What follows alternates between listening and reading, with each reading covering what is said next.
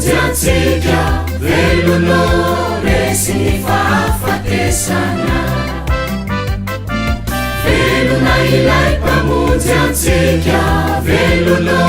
resy ny fahafatesana tombo azo iaterana jeso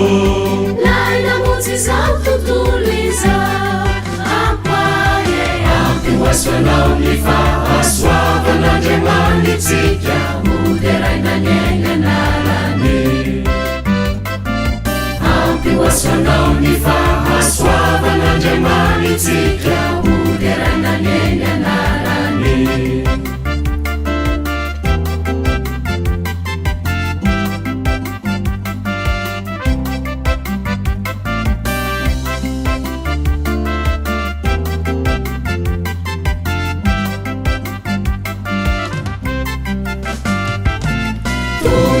Tsikindray ny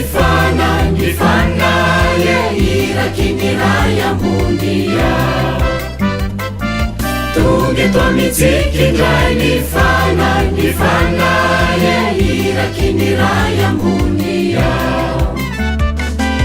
tombo azo iaterana jeso lay namonjy zao tontolo izao ampaye ampihoasoanao ny fahasoavan'andriamanitsika moderainanyainy anarany ampihoasoanao ny fahasoavan'andriamanitsika moderainanyainy anarany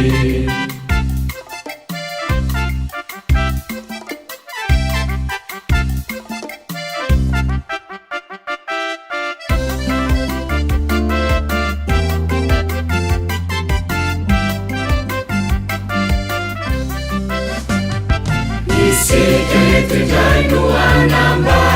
anambara fa Jeso no tena fiainana Isika etindray no anambara fa Jeso no tena fiainana tombo azo iaterana Jeso lay namonjy zao tontolo izao